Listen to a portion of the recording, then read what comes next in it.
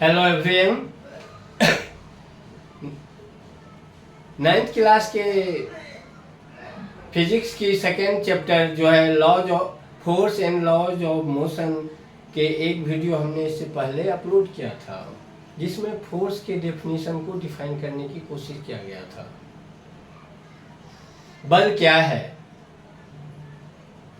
बल वह भौतिक कारण है जो किसी वस्तु पर लगकर उसकी अवस्था में परिवर्तन ला दे या लाने की चेष्टा करे। अब अवस्था से क्या मतलब है? अवस्था से मतलब है या स्थिरावस्था या एक समान गतिया अवस्था। या तो कोई वस्तु रुकी हुई रहेगी या गतिशील रहेगी। उसकी रुकी हुई वस्तु को बल लगा के धक्का या खींच के या धक्केल के या रस्सी में बांध के खींच के हम बल लगाते हैं तो उसमें मूवमेंट आ जाती है। और यदि कोई वस्तु चल रही है, गतिशील है, तो उसकी दिशा में परिवर्तन, उसके वेग में परिवर्तन, या उसे रोकना भी चाहे तो रुक सकता है। अब कहता है जो अवस्था में परिवर्तन ला दे, ये तो समझ आ गया। अब लाने की चेष्टा करता है, क्योंकि यदि हमारे द्वारा लगाए गए बल उस वस्तु की अपने वेट की वजह से जो उसमें घर्षण की बल उसके एगेंस्ट में अपोजिट में खड़े होते हैं, वो यदि ज्यादा है तो वस्तु गतिशील या स्थिरावस्था में है, उसकी अवस्था में परिवर्तन नहीं होगी। जैसे 500 केजी का एक पत्थर है, हम उस पे अपने हिसाब से पूरी बल लगा रहे हैं,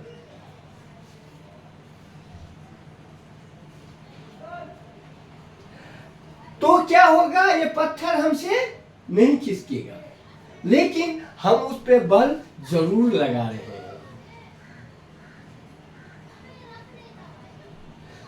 तो यहीं से बल दो तरह के होते हैं,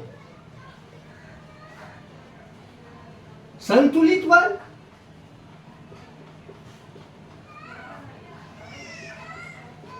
और असंतुलित बल।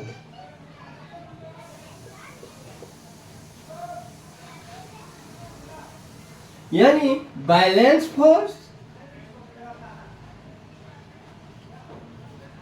और अनबैलेंस फोर्स।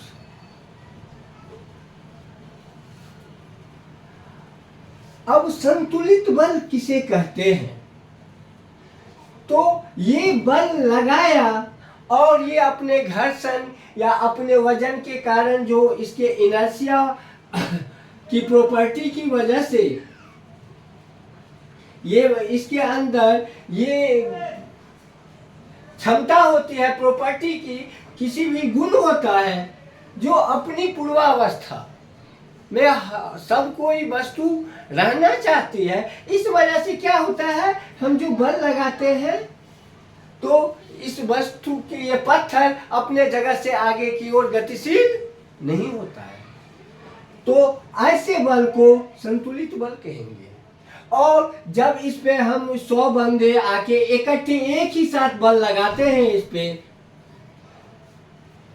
तो ये 500 केजी का पत्थर भी यदि 100 बंदे इकट्ठा होके हम लगाते हैं तो क्या होता है, ये धीरे धीरे खसकना या मूवमेंट होना शुरू हो जाती है, ये पत्थर लुढ़कना शुरू हो जाती है।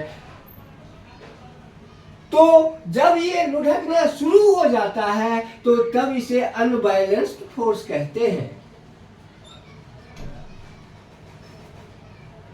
जहां तक उस लिमिट तक ये इनर्शिया वेट के कारण या घर्षण बल के कारण ये अपनी मूवमेंट में नहीं आता है, पत्थर स्थिरावस्था में रहता है, उस बल तक को संतुलित बल कहते हैं। यदि संतुलित बल कार्य करेगा तो उसकी किसी भी पिंड की अवस्था में परिवर्तन नहीं होगा, उसकी स्टेज में परिवर्तन के लिए अनबैलेंस्ड फोर्स की जरूरत होती है, असंतुलित बल की जरूरत होती है। जैसे एक और एग्जाम्पल के लिए हम देखते हैं, संतुलित बल और असंतुलित बल को समझने के लिए साइकिल हम चला रहे होते हैं, चलती रहती है साइकिल, पैडल मारते रहते हैं, साइकिल चलती रहती है। जब हम पैडल मारना छोड़ देते हैं तो क्या होता है, रोड के घर्षण की वजह से साइकिल धीरे धीरे धीमी हो जाती है। यदि हम पैडल फिर से न मारें तो जाके कुछ दूरों में रुक जाएगी अपने आप। अपने आप वो घर्षण बल आके धीरे धीरे उसकी गति कम करेगा और एक जगह पे जाके एक ऐसी जगह आ जाएगी जहाँ पे हमारे जो पहले से जो बल थे जिस वजह से वो चल रहा था वो जीरो हो जाएगा और उस जगह पे जाके साइकिल रुक जाएगी। उसको गतिशील रखने के लिए हमें फिर से पैडल देने पड़ेंगे। एक हम ये टेबल है,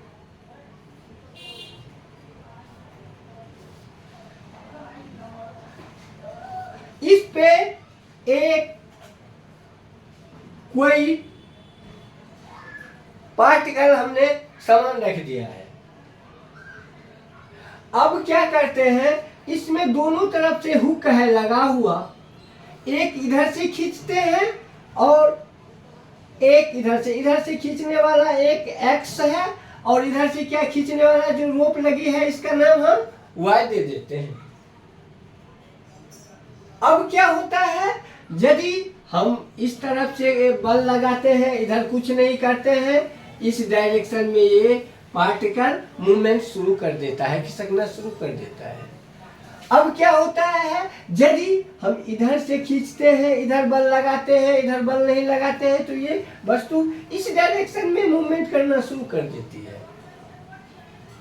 और मैं आपको मान लिया इधर से भी मैं 5 न्यूटन बल लगाता हूं और इधर से भी 5 न्यूटन बल लगाता हूं, दोनों से इस पार्टिकल पे बराबर बल दो अपोजिट डायरेक्शन में लग रहे हैं। एक्स रोप भी 5 न्यूटन का बल अप्लाई कर रही है और वाई रोप जो है वो भी 5 न्यूटन का बल अप्लाई कर रही है। दोनों इक्वल एंड अपोजिट डायरेक्शन है, दोनों के डायरेक्शन अपोजिट है और क्वांटिटी क्या है, इक्वल है। तो इस बल को बैलेंस फोर्स कहा जाता है। और ऐसे स्टेज में ये पिंड अपने आप को दोनों तरफ से बराबर डायरेक्शन अपोजिट डायरेक्शन में बराबर बल लग रहे हैं। पिंड जो पार्टिकल है वो अपने स्थान पे यश का तस बनी रहेगी और इस बल से बैलेंस होगा, पार्टिकल में कोई असर नहीं पड़ेगा। और अब यदि हम यहाँ से 5 न्यूटन और यहाँ पे 7 न्यूटन लगा देते हैं तो ये पिंड धीरे धीरे इस डायरेक्शन में जिधर के तरफ अधिक बल लगेगा उस तरफ बल ये पार्टिकल खसकना शुरू कर देती है। तो जब इधर से 7 न्यूटन लग गया तो ये क्या हो गया, असंतुलित बल, अनबैलेंस फोर्स। यानी उसकी किसी भी पार्टिकल के स्टेज में जो चेंजिंग आती है वो अनबैलेंस्ड फोर्स की वजह से ही होते हैं। जिस बल तक को वो विरोध कर पाता है या अपनी अवस्था को बनाए रखता है उस बल को हम बैलेंस्ड फोर्स कहते हैं, संतुलित बल कहते हैं। और जो बल उनकी कण की अवस्था में परिवर्तन ला देता है उस बल को हम क्या कहते हैं, अनबैलेंस्ड फोर्स, असंतुलित बल। अब यदि हम कोई फर्श पे बॉल को हिट करते हैं तो बॉल लगातार चलता ही रहना चाहिए। क्यों रुक जाती है? तो इस फर्श के से इसमें फोर्स ऑफ फ्रिक्शन के कारण ये जो कांटेक्ट वाली सरफेस होती है, इस सरफेस में इसके जो मूवमेंट होता है इस सरफेस के द्वारा उसका विरोध किया जाता है, इसके अगेंस्ट में बल खड़े हो जाते हैं और जिससे इसको इनको चेज करते हुए आगे बढ़ना पड़ता है, और जिस कारण इसके वेलोसिटी को ये बल छीन करते हुए जाती है, और आगे जाके ये जो इनमें आगे बढ़ने की वेलोसिटी वेग होता है वो शून्य हो जाती है और ये रुक जाती है। धन्यवाद। अब हम नेक्स्ट डे या नेक्स्ट जो वीडियो होगी उसमें न्यूटन के गति का प्रथम नियम या लॉ ऑफ इनर्शिया को देखेंगे। Law of inertia